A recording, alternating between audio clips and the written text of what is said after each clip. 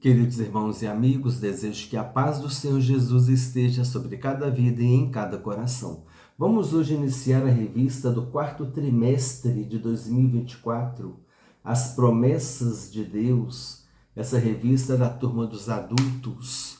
As promessas de Deus, confie e viva as bênçãos do Senhor, porque fiel é o que prometeu. Nós vamos então... Estamos aqui, com a revista, o nome do comentarista, Elinaldo Renovato, ele é o comentarista desse trimestre. Nós vamos então para a lição número 1, as promessas de Deus. Eu vou deixar no link a apresentação da revista, eu já fiz um vídeo, eu vou deixar o vídeo da apresentação da revista na descrição, se você quiser, porque nós fizemos algumas considerações sobre cada lição, cada uma das 13 lições. Lição número 1, dia 6 de outubro de 2024, domingo. O título é As Promessas de Deus, texto áureo. E disse-me o Senhor, viste bem, porque eu velo sobre a minha palavra para cumpri-la. Jeremias capítulo 1, versículo 12. Verdade prática. Deus faz suas promessas para que experimentemos um relacionamento mais próximo com Ele. Deus criou o homem para ter um relacionamento com Ele, né? Deus ia todo final de tarde, ele ia ao Jardim do Éden conversar com o homem. Leitura diária. Na segunda, Deus vela por sua palavra para cumprir. Na terça, Jesus, a promessa do nosso Emanuel. Emanuel quer dizer Deus conosco. Na quarta, uma promessa incondicional de Deus no pacto com Noé. Na quinta, a promessa de Deus a Abraão, o pai da fé. Na sexta, Israel, o reino sacerdotal e a promessa condicional de Deus. E no sábado, Deus repete suas promessas a Jacó. É uma lição interessante que aborda sobre as promessas de Deus.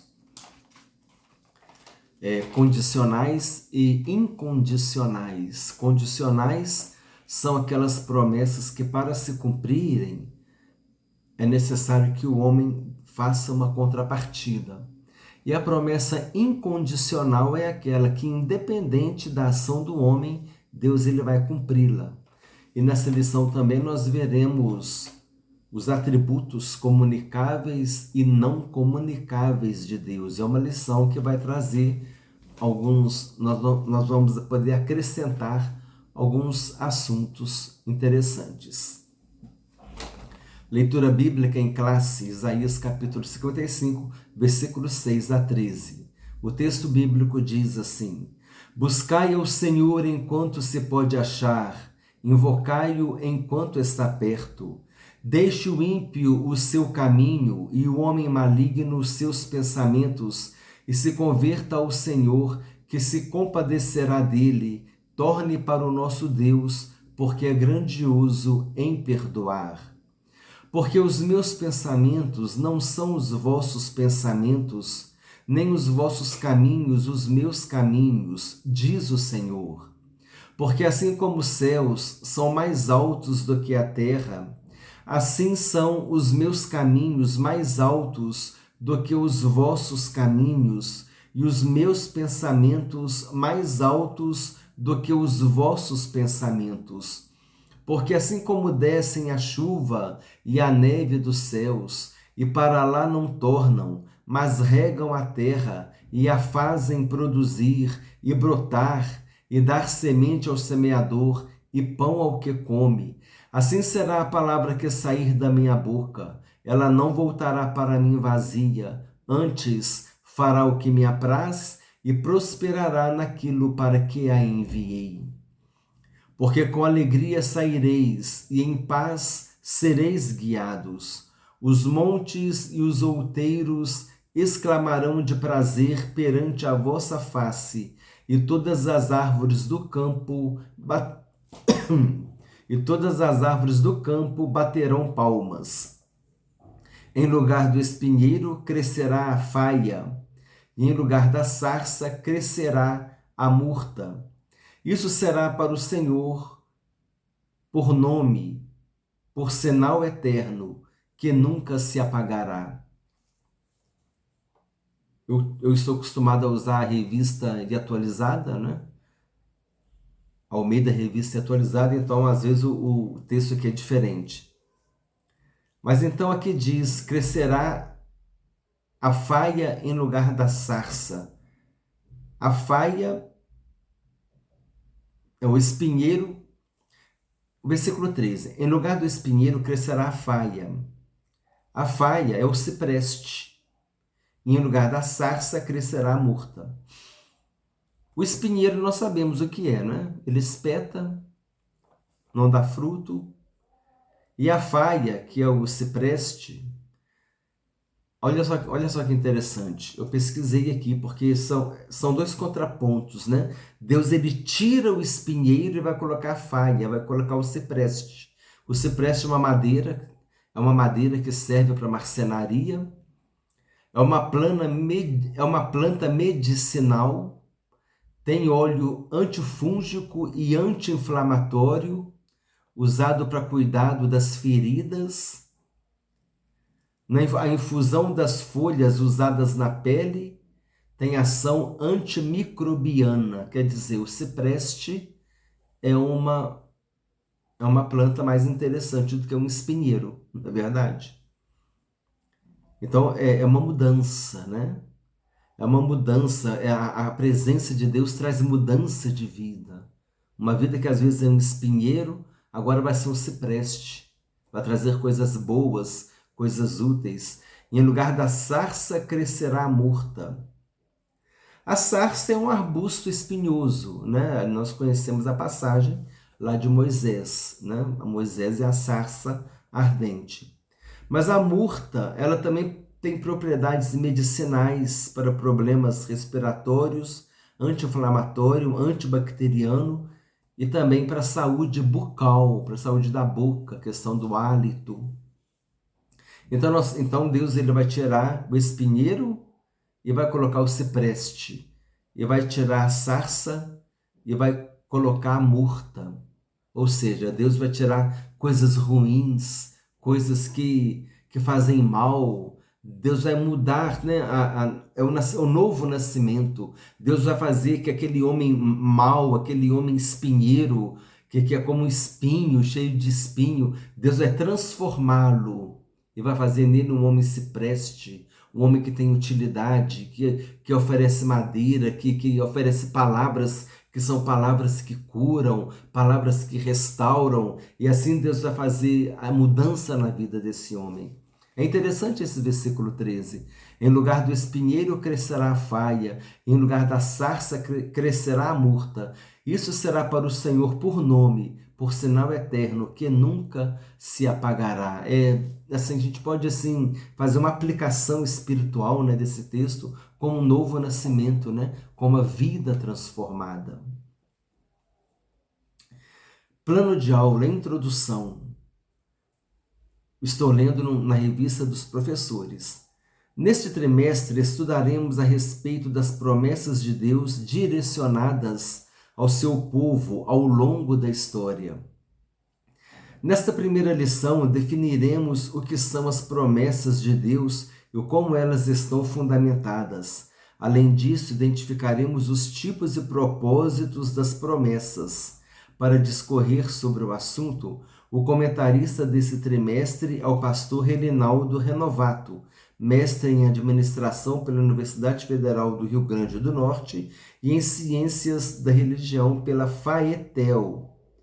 O pastor Relinaldo Renovato é autor de diversos livros, entre eles Ética Cristã, Aprendendo Diariamente com Cristo, Os Perigos da Pós-Modernidade e Deus e a Bíblia, todos editados pela CPAD. Objetivos da lição. Objetivo do tópico 1. Definir a promessa divina como um convite especial da parte de Deus ao seu povo para desfrutar de uma grande bênção. O objetivo do item 2: apresentar os fundamentos das promessas divinas e a infalibilidade de Deus no tocante ao cumprimento das promessas. E o objetivo do item 3: elencar os tipos e propósitos das promessas divinas ao longo da Bíblia. Motivação. As promessas divinas cumprem os desígnios de Deus para o seu povo. Experimentar suas promessas requer estreitamento do nosso relacionamento com Ele. É importante ter em mente que é preciso nutrir um relacionamento sincero e leal para com o Deus que faz promessas. Nesse sentido, pense de que forma o crente pode contribuir para o cumprimento das promessas divinas em sua vida. O Deus que faz promessas, a gente diz, né? O Deus de aliança, o Deus de pactos, né? Deus é Deus de pactos, é Deus de aliança. Sugestão de método. O segundo tópico dessa lição destaca a infalibilidade de Deus no tocante ao cumprimento de suas promessas. Na Bíblia, encontramos diversas promessas divinas que se cumpriram. Outras não se cumpriram por motivos específicos. Há promessas de Deus que não se cumprem na vida do crente? Por quê? Qual o motivo, né? Qual é o porquê? As promessas de Deus revelam a vontade dele para o seu povo.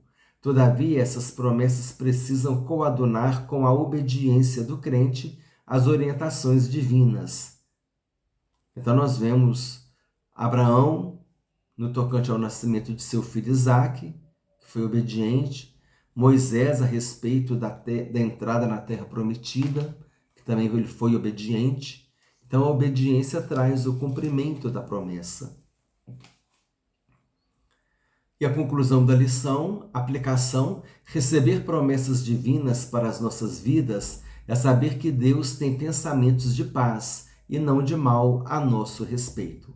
Vivenciá-las é desfrutar não apenas de bênçãos especiais, mas também aproximar-se de Deus de um modo especial, tendo em mente que a nossa comunhão com Ele é mais importante até mesmo do que viver as suas promessas.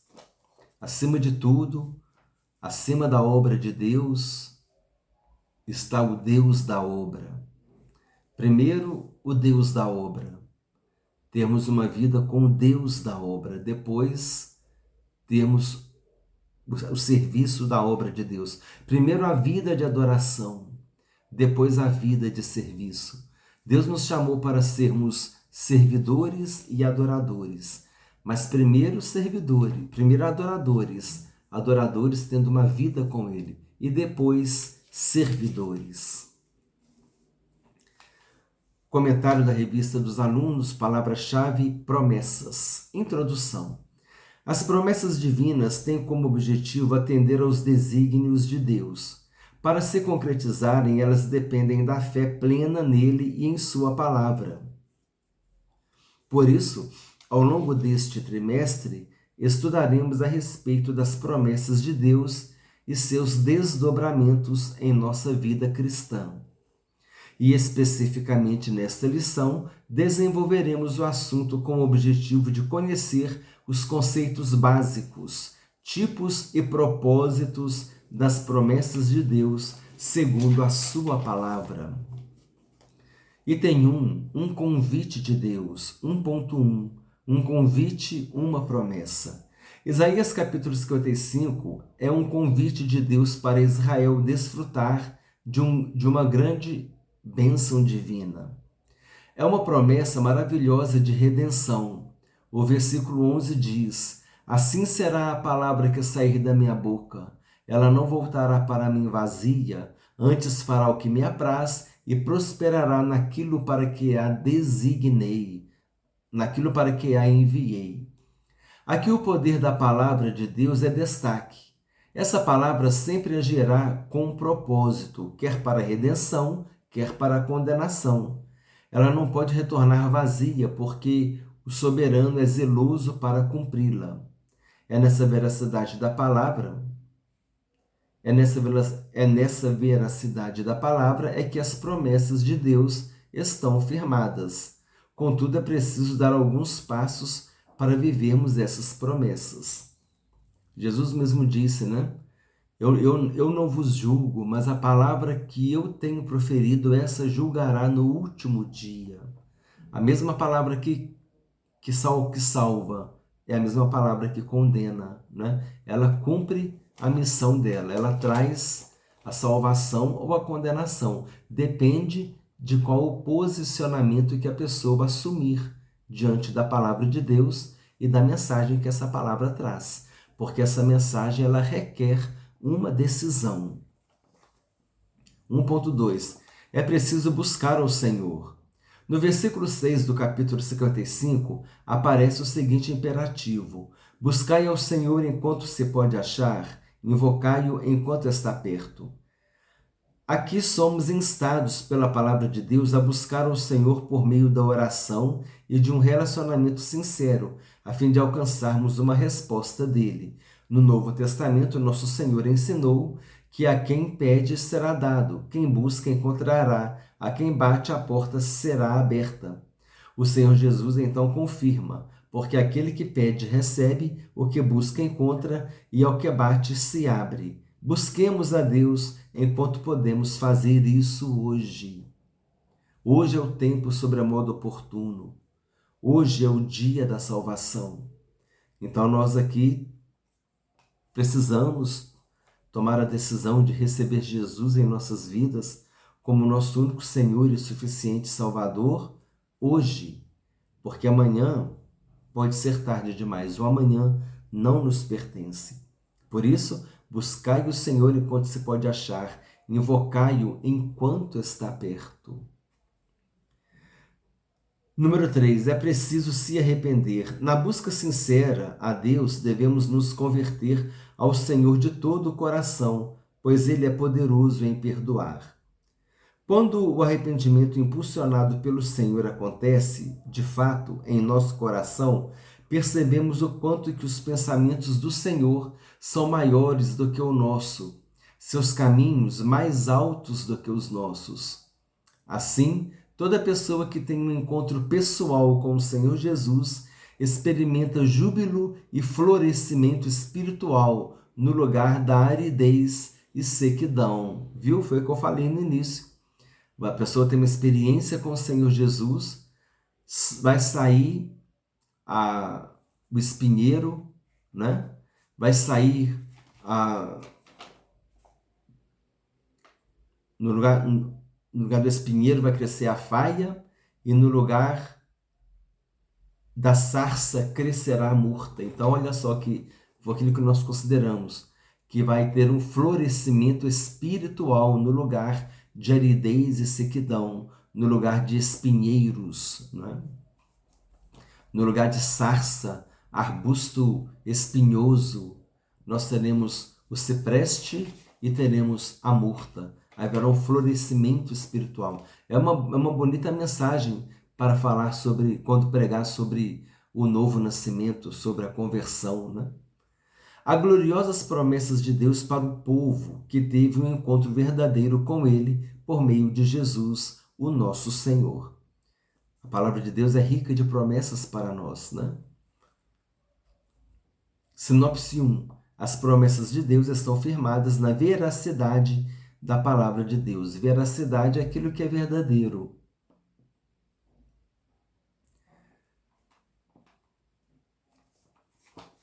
Auxílio teológico. Essa parte aqui está na revista do professor. Como o Senhor tinha dito, Gênesis 12, versículos 1 a 9. Alguns comentaristas sugeriram que as promessas de Deus a Abrão,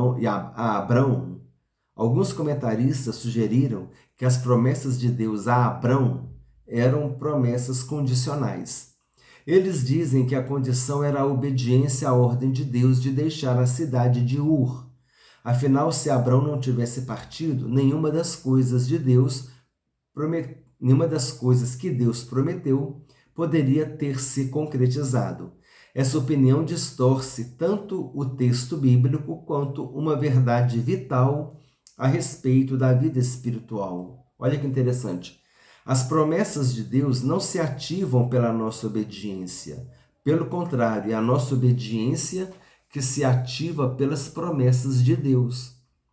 O que acontece é que a fé estabelece um relacionamento com Deus, a fonte suprema de energia. A fé conserva este relacionamento. É uma confiança ativa em Deus e nas suas promessas que nos faz obedecer. Nós a vemos claramente na vida de Abrão. Para crer nas promessas de Deus, deixou Ur, por crer, né? Por crer nas promessas de Deus, deixou Ur e a sua riqueza para viver uma vida nômade em uma nova terra. A promessa de Deus ativou a obediência de Abrão. A sua obediência não ativou as promessas. Foi a promessa e a fé na promessa que libertou Abrão, não somente para obedecer a Deus, mas também para se tornar o tipo de pessoa que todos admiramos: altruísta, leal, corajosa, humilde e sincera. Altruísta é aquele que pensa no outro, né? Que se preocupa com o outro. Altruísta vem da palavra alter, né? Alter é do latim, outro. Então, e é o contrário do egoísmo, né? O egoísmo é o ego, é o ego, é o eu. É do grego, né? Ego, o ego, o egoísmo. Então, o egoísmo é voltado para o eu, para mim. O altruísmo é voltado para o próximo. Número 2, as promessas e seus fundamentos. 2.1, a promessa na Bíblia. A palavra promessa está presente ao longo de toda a Bíblia. No Antigo Testamento, embora a palavra não esteja registrada claramente, pode ser constatada pelo que o Senhor promete a Abraão, Isaque e Jacó. No Novo Testamento é dominante a mensagem de que as promessas do Antigo Testamento foram cumpridas na Nova Aliança. Nova Aliança é o Novo Testamento, né? O sangue da Nova Aliança é o sangue de Jesus, da nova e eterna aliança. Nova aliança porque alianças antigas aconteceram. E eterna aliança é porque depois de Jesus, Deus não fez mais aliança com o homem. Jesus é a última aliança que Deus fez com o homem. E nós estamos vivendo dentro dessa aliança. Por isso que a aliança que nós temos, que Deus tem, é a seguinte: em Jesus nós temos a salvação. Se você rejeita Jesus, você rejeita a nova aliança. Então, se você rejeita a nova aliança, não tem como você ter comunhão com Deus. Por isso é necessário ter Jesus em sua vida como seu único Senhor e suficiente Salvador, para que você esteja dentro da nova aliança em Jesus. Continuando a leitura. Ainda no Novo Testamento, o Deus Todo-Poderoso realiza novas promessas como extensão da obra salvífica de Cristo, em que os fiéis que dormem no Senhor serão ressuscitados e os corpos dos que ficarem vivos serão transformados por ocasião do arrebatamento da igreja. Portanto, podemos afirmar que a palavra promessa refere-se ao ato ou efeito de Deus comprometer-se com alguém em relação a alguma coisa. Deus se comprometeu com alguém em relação a alguma coisa. Isso é uma promessa. Deus é infalível, 2.2. Como vimos na leitura bíblica em classe, em Isaías capítulo 55, o Deus Todo-Poderoso não falha em suas promessas. Essa afirmação está fundamentada em seus próprios atributos incomunicáveis, isto é, servimos a um Deus onipotente, onisciente e onipresente. Com atributos incomunicáveis, nos referimos aos atributos que ser humano algum pode ter, somente Deus. Por exemplo, o ser humano não tem todo o poder na Terra, não conhece todas as coisas, nem pode estar em vários lugares ao mesmo tempo. O Deus Todo-Poderoso tem essas capacidades como constituintes de sua própria natureza. Por isso, ele não falha e não muda. O profeta Isaías constata essa verdade dizendo: ainda antes que houvesse dia, eu sou, e ninguém há que possa fazer escapar das minhas mãos. Operando eu, quem impedirá? Isaías 43, 13. Esse parágrafo ele é muito interessante, esse item 2, ele é rico. Aqui está falando, aqui quando diz assim, antes que houvesse o dia, eu sou. Eternidade é um atributo não comunicável ou incomunicável. Incomunicável ou não comunicável. São atributos não comunicáveis de Deus. A eternidade, a imutabilidade, a autossuficiência, a autoexistência, a onipresença, a onipotência, a onisciência. Esses atributos não comunicáveis ou incomunicáveis são atributos que Deus não compartilha com o homem. Mas há os atributos comunicáveis, que são aqueles atributos, aquelas características que Deus compartilha com o homem. Atributos comunicáveis: amor, Deus é amor, amai-vos uns aos outros. Verdade, né? Jesus é verdade, Deus é verdade, nós devemos também ser verdadeiros. Justiça, Deus é justo, devemos também ser justos. Misericórdia, Deus é misericordioso. Bem-aventurados os misericordiosos, porque alcançarão misericórdia. Paz, deixo-vos a paz, a minha paz vos dou. Então também nós somos mensageiros da paz. A sabedoria, o Espírito Santo é o Espírito de sabedoria, que nos dá sabedoria. Santidade, sede santo porque eu sou santo. Bondade, então olha só as características comunicáveis. Aqui são características que pertencem a Deus, mas Deus ele comunica conosco, ele compartilha conosco. Amor, verdade, justiça, misericórdia, paz, sabedoria, santidade e bondade são exemplos dos atributos comunicáveis. Atributos não comunicáveis, Deus não compartilha conosco. Onipotência, onipresença, onisciência, autoexistência, autossuficiência, eternidade e mutabilidade. Então esse item 2 aqui, ele abriu um leque para a gente fazer um comentário mais longo, mas esse tópico, atributos comunicáveis e atributos não comunicáveis, faz parte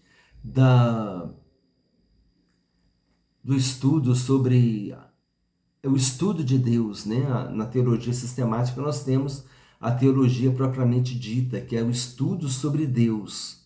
Inclusive eu vou deixar o link da última aula desse módulo que nós encerramos há uns tempo atrás. Eu vou deixar o link, o estudo sobre Deus, e ali nós fizemos um estudo, vou deixar na descrição, um longo estudo sobre Deus. Ali nós estamos fazendo a revisão de todo o módulo que nós temos aqui sobre o estudo sobre Deus. E nós falamos sobre o nome de Deus, nós falamos sobre a natureza de Deus, sobre os atributos comunicáveis, não comunicáveis.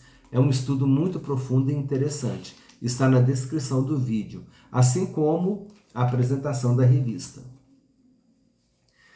Número 3. Deus zela por sua palavra. Como vimos em Isaías 55, a palavra que sai de Deus tem um propósito determinado para cumprir.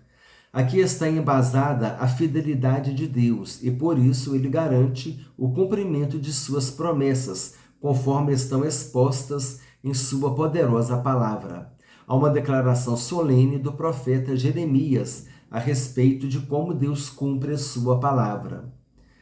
Isso aqui, Jeremias capítulo 1, versículos 11 e 12. O texto bíblico diz assim: Ainda veio a minha palavra do Senhor dizendo: Que é que vês, Jeremias? E eu disse: Vejo uma vara de amendoeira. E disse-me o Senhor: Viste bem, porque eu velo sobre a minha palavra para a cumprir. Graças a Deus. Sinopse 2. A promessa refere-se a ato ou efeito de Deus. Prometer algo a outrem ou a si mesmo. Deus promete algo a outra pessoa ou a ele mesmo. Auxílio teológico, promessa. Esse é um comentário da revista do professor. Embora se refira ocasionalmente à palavra do homem, o uso característico da palavra promessa nas Escrituras relaciona-se com o que Deus declara que fará acontecer. Embora possamos inferir que as promessas feitas entre o Pai e o Filho antes da criação, a primeira grande promessa de Deus aos homens está em Gênesis capítulo 3, versículo 15, e inaugura uma sucessão que, em uma crescente clareza de detalhes, desde seu anúncio, fala sobre a vinda do Messias Salvador. Uma grande variedade de promessas está mais ou menos ligada, de uma forma direta, a essa grande promessa central, inclusive a nova aliança, em Jeremias capítulo 33, versículos 31 a 34, o derramamento do Espírito, Joel capítulo 2, versículos 28 e seguintes, e restauração de Israel, Deuteronômio capítulo 30, versículos 1 a 5, e finalmente o novo céu e a nova terra, Isaías 65, e capítulo 65 e capítulo 66. Então aqui essas promessas da nova aliança, o derramamento do Espírito, a restauração de Israel, o novo céu e a nova terra, essas promessas, elas estão vinculadas à primeira grande promessa, a primeira promessa e grande promessa de Gênesis, capítulo 3, versículo 15, que diz assim: porém inimizade entre ti e a mulher, entre a tua descendência e o seu descendente. Este te ferirá a cabeça e tu lhe ferirás o calcanhar. Eu fiz uma breve pesquisa. Inimizade permanente entre Satanás e a raça humana.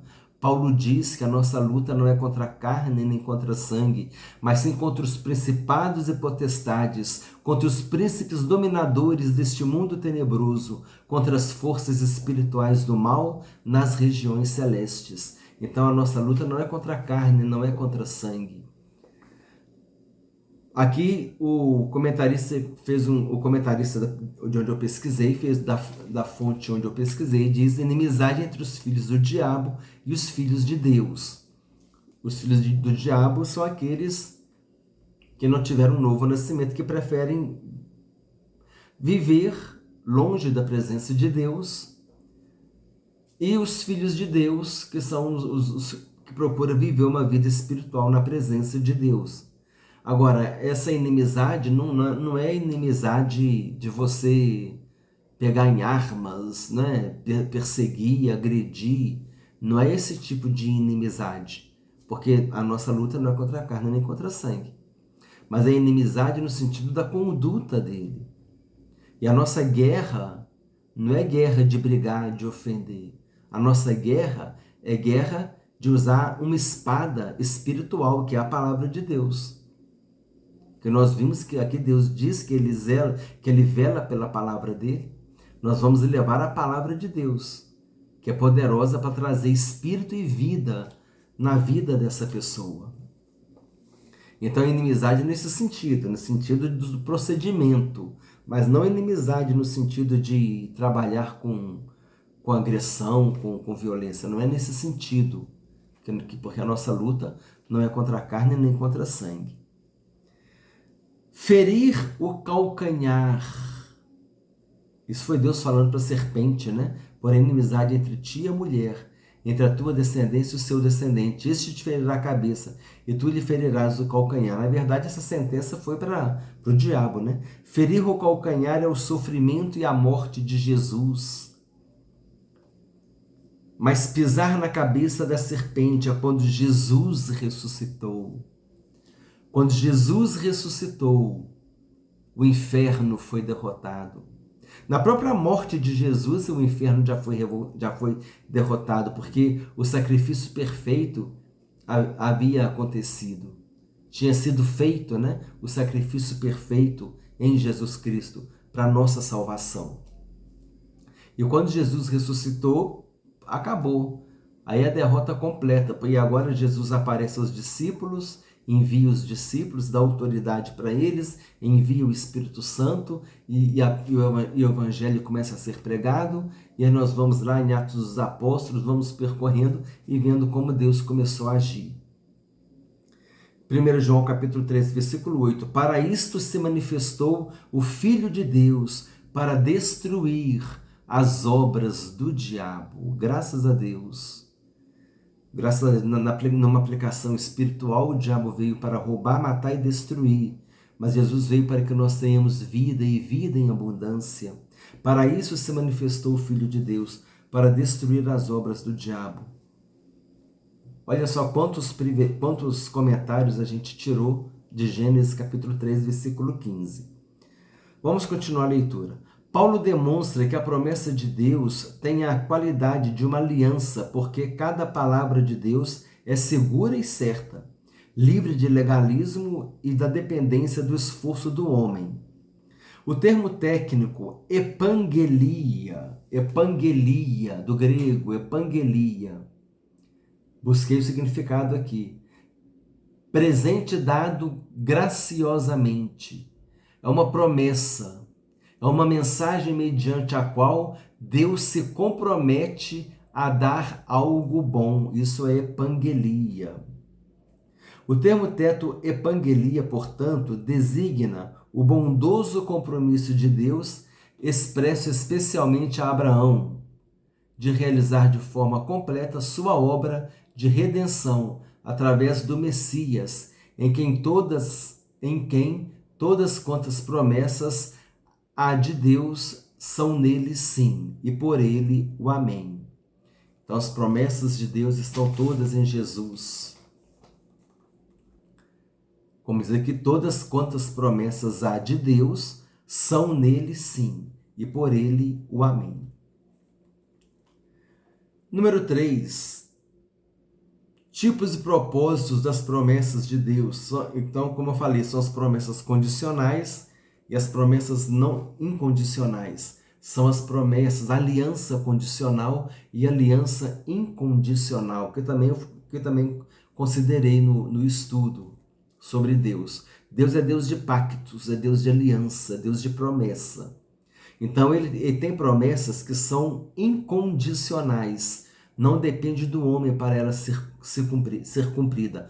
Outras são condicionais, depende do homem para ser cumprida. Eu já vou antecipar aqui uma promessa incondicional. Olha que interessante. Jeremias 33, 17. Porque assim diz o Senhor: nunca faltará a Davi homem que se assente no trono da casa de Israel. E Jesus é rei. O rei Jesus é descendente de Davi. Então essa promessa se cumpre, porque Jesus vai se assentar no trono, o descendente de Davi, Jesus vai se assentar no trono, lá durante o milênio, né? É lá depois do arrebatamento da igreja, é durante o milênio, onde Jesus vai reinar 1000 anos aqui na terra, tendo como capital Jerusalém, e Jesus se assentará no trono, e ele será o rei de Israel, e se cumprirá a palavra. Essa é uma promessa incondicional. Não faltará descendente de Davi que se assentasse no trono. Mas vamos agora para o texto. 3. Tópico 3. Tipos e propósitos das promessas de Deus. Promessas incondicionais é o número 1. As promessas incondicionais são as que independem de circunstâncias, de tempo ou de atitudes do destinatário. Por exemplo, a promessa do nascimento de Jesus proveniente de uma virgem, o local do nascimento de Jesus em Belém da Judéia, que Jesus seria chamado Emanuel, Deus conosco. Há também promessas proféticas que ainda não se cumpriram, mas que, com absoluta certeza, aguardamos seu cumprimento, tais como a promessa da ressurreição dos salvos em Cristo e a transformação dos vivos no arrebatamento da igreja. 1 Tessalonicenses, capítulo 4, versículos 13 a 17. E muitas outras profecias que haverão de se cumprir, e são absolutamente incondicionais, pois Deus é fiel. Vai acontecer e pronto, Deus determinou, não vai voltar atrás, como nós lemos aqui anteriormente, né? Número 2, promessas condicionais. Diferentemente das promessas incondicionais, as condicionais dependem de circunstâncias do tempo e da atitude humana para se cumprir ou não. Ao longo da Bíblia, encontramos muitas promessas condicionais. Promessas de saúde plena ao povo judeu, condicionadas à obediência às ordenanças divinas, né? Deus disse que se o povo fosse obediente, aquelas pragas que chegaram no Egito não chegariam até eles, essas enfermidades não chegariam até eles, e Deus disse assim, porque eu sou o Senhor que te sara. Êxodo capítulo 15, versículo 26. Variadas promessas condicionadas também à obediência do povo, Deuteronômio 28, versículo 1. Né? O Senhor te exaltará, né? Bendito serás ao entrares, bendito serás ao saíres. São promessas condicionais. Vale a pena ler Deuteronômio capítulo 28. É um bom exercício para a gente ver as promessas condicionais ali. Promessa de receber o perdão de Deus, condicionadas a perdoar o próximo que nos ofendeu. Promessas de permanecer no amor de Deus, se guardar os mandamentos de Cristo. Número 3, o propósito das promessas de Deus. Ao longo da Bíblia, percebemos diferentes propósitos para Deus cumprir suas promessas. O primeiro deles é o de Deus estabelecer uma aliança com o ser humano. O segundo, de reconsiderar o destino da raça humana, dando-lhe mais uma oportunidade por meio de um justo Noé. Outro propósito seria mostrar a eleição de um povo como parte de sua aliança com Abraão. Além desses, certamente um dos grandes propósitos de Deus fazer promessas e realizá-las tem a ver com zelar pela sua palavra e aprofundar o seu relacionamento conosco. Quando experimentamos o cumprimento das promessas de Deus, temos a certeza inabalável de que Deus se relaciona conosco e por isso não estamos sozinhos no mundo. Então aqui, o que eu acabei de falar, né? Por meio das promessas, Deus desenvolve e aprofunda o relacionamento conosco. Sinopse 3. Ao longo da Bíblia, Deus revelou diferentes propósitos para fazer cumprir as suas promessas. Conclusão. Deus é soberano e zela pela sua palavra. Aprendemos que promessa é um compromisso de Deus a respeito de algo com alguém. Há promessas condicionais e incondicionais. Vimos também que diferentes propósitos podem estar por trás do cumprimento de suas promessas, mas um dos mais relevantes é estreitar o nosso relacionamento com o Deus Todo-Poderoso e saber que Ele se relaciona conosco, seres humanos tão limitados. Que Deus nos ensine a confiar nele e a aguardar o cumprimento de suas preciosas promessas. Amém? Devemos sempre pedir a Deus para nos dar um coração que seja totalmente dele, que confie totalmente nele. Revisando o conteúdo, 5 perguntas e respostas. Número 1. Por que a palavra de Deus não retorna para ele vazia? A palavra de Deus não pode retornar vazia porque o soberano é zeloso para fazer cumpri-la. E essa é uma das garantias, né? Esse é um dos incentivos para a gente pregar o Evangelho. A palavra de Deus não volta vazia. Outro incentivo, o trabalho feito no Senhor não é vão, não é em vão. Aquilo que nós fazemos no Senhor não é em vão, não é trabalho vão, trabalho inútil. E Deus, ele zela por sua palavra para cumpri-la.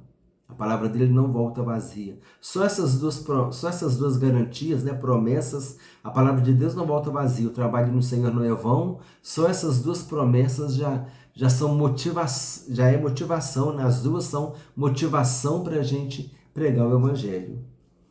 Número 2, em relação às promessas, o que é dominante no Novo Testamento? No Novo Testamento é dominante a mensagem de que as promessas do Antigo Testamento foram cumpridas na nova aliança, que está em Jesus. Nós lemos aqui, né? Todas quantas promessas há de Deus são nele sim, e por ele o amém, fazendo referência a Jesus. Número 2, em relação às promessas, o que é dominante no Novo Testamento, nós já lemos, né? No Novo Testamento é dominante a mensagem de que as promessas do Antigo Testamento foram cumpridas na nova aliança, em Jesus. Número 3, o que queremos afirmar quando mencionamos a palavra promessa? Podemos afirmar que a palavra promessa refere-se ao ato ou efeito de Deus comprometer-se com alguém. Aquilo que nós falamos, né? Deus disse a Davi que não faltaria descendentes dele para se assentar no trono. Deus disse a respeito de Davi sobre isso. Número 4. O que são promessas incondicionais de Deus? As promessas incondicionais são as que independem de circunstâncias, de tempo ou de atitudes do destinatário. Independe da ação humana para se cumprir. E o que são promessas condicionais de Deus? Diferentemente das promessas incondicionais, as condicionais dependem de circunstâncias, do tempo e da atitude humana para se cumprir ou não. Assim, terminamos a aula, a primeira lição dessa revista, que traz um ensino muito profundo. Volto a dizer, as revistas da Escola Dominical são excelentes. É um seminário. Se você não pode fazer um seminário de teologia, uma faculdade de teologia, por qualquer que seja o motivo, se você tiver em mãos essa revista, é aquilo que eu falei no outro vídeo. Você pode também comprar a revista do jovem, a revista do adolescente. Você estuda as 3 revistas aí durante a semana, as lições dessas revistas. Você estuda para você mesmo, para você aprender. E você vai estar simplesmente frequentando uma faculdade de teologia, porque o conteúdo é muito profundo. No link na descrição do vídeo estão 2 links. O link que eu apresento essa revista e também o link sobre a última aula do módulo 6, que é o estudo sobre Deus. E é aquela aula que eu faço aquela revisão de todas as aulas. E o conteúdo é muito profundo e interessante. Vale a pena você conferir e compartilhar com irmãos e amigos e todos aqueles que gostam de ouvir e estudar a palavra de Deus. Desejo que Deus te abençoe ricamente, em nome do Senhor Jesus Cristo.